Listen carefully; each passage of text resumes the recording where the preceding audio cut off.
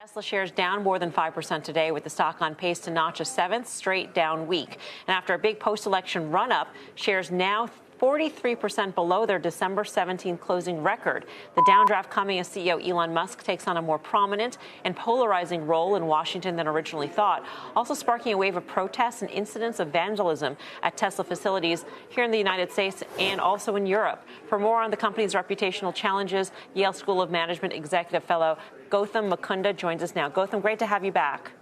Melissa, great to be back.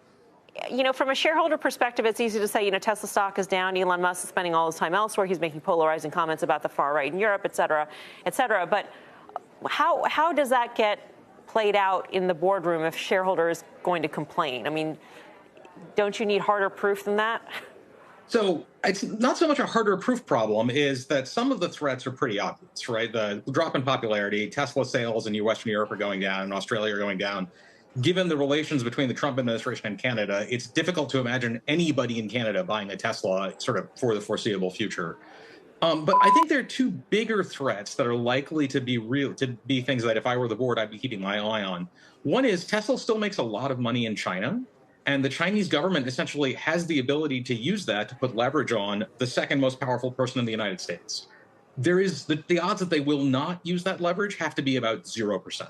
And so that's a real threat to a pretty significant chunk of Tesla revenues.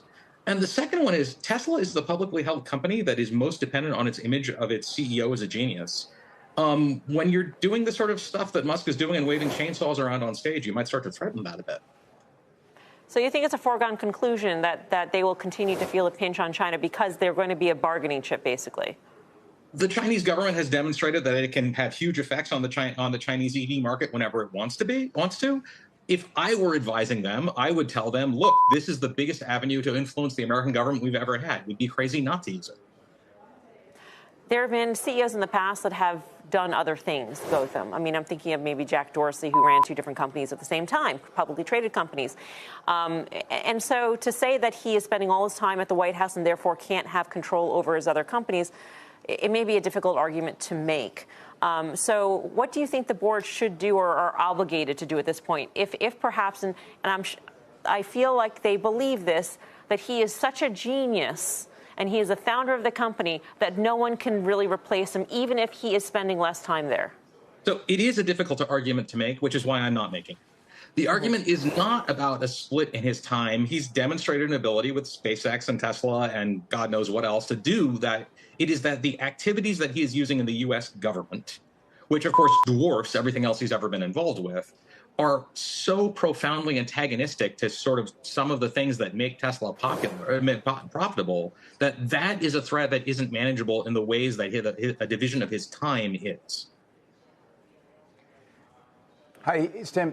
I guess my question is ultimately, if you think that Tesla's management is a masterclass in bad corporate governance, why are they getting away with it? I've spent my career at least using a corporate governance scoring as a major part of how I decide who I want to invest in. Why is it that Tesla, look, at different times they are punished, but it seems as if the market doesn't really care in Tesla's case. And if that's the case, does this speak more broadly in terms of investing, period? Are there companies that will no longer be held to a corporate governance standard? You only find out who's naked when the tide goes out, as Warren Buffett famously said. And for all of the drop in Tesla stock since Trump took office, net, if you're an investor in Tesla over any particularly long time horizon, you're going to be pretty happy right now. As long as that remains true, I think people are going to look the other way at the corporate governance. But realistically, this company is acting more like a meme stock than it is, what it is, the most important electric car manufacturer in the United States. And I suspect other companies that have that kind of adulation around their CEO are going to get a similar slack from the market, whether or not they should. It's Karen, just a quick question. Do you think there is some amount of pain in Tesla stock that Elon will find too expensive to continue in his Doge role? I suspect that depends on the financial leverage that he may or may not have taken on for his other activities. But Elon, in a very meaningful sense, is post-economic. If he had 1% of his current net worth, there would still be nothing on earth that he cannot buy. And the exercise of power and influence and, interest, right? I mean, running the U.S. government might just be more interesting to him than running Tesla. So I don't think economic factors are going to be the thing that constrains his activities. 여러분 혹시 테슬라에 투자하신 분들 계신가요? 저도 한때 투자했었는데요. 트럼프가 당선된 직후 바로 주식을 사서 12월 중순까지는 매일 행복하게 웃고 다녔습니다. 그런데 그 후로 주식이 처참하게 떨어지기 시작했고 지금도 그 끝이 보이지 않네요. 테슬라에 투자하신 분들 큰 손해 안 보셨기를 바랍니다. 자, 이제 마지막으로 이 뉴스에 나온 영어 표현들 아주 쉽게 풀어드릴게요. 한 번만 들으면 절대 잊지 않게 설명해 드릴 테니 영어 표현도 확실하게 정리해 가세요. 자, 시작해 보겠습니다. Polarize. polarize라는 단어를 이해하려면 먼저 polar라는 단어를 아는 게 도움이 돼요. polar는 북극이나 남극을 뜻하는데 우리가 북극곰을 polar bear라고 부르는 것처럼 양극단, 즉 완전히 반대되는 것을 말할 때 쓰는 형용사입니다. 여기서 ize라는 전미사를 붙이면 동사가 돼요.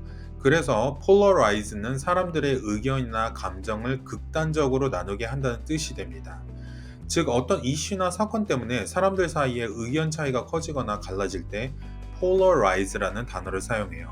예를 들어 최근 일론 머스크가 나치 경례로 논란을 일으킨 후 독일의 극우정당 선거 유세의 화상으로 등장해 과거의 죄책감을 넘어서야 한다며 나치 독일의 잘못을 옹호하는 발언을 했어요.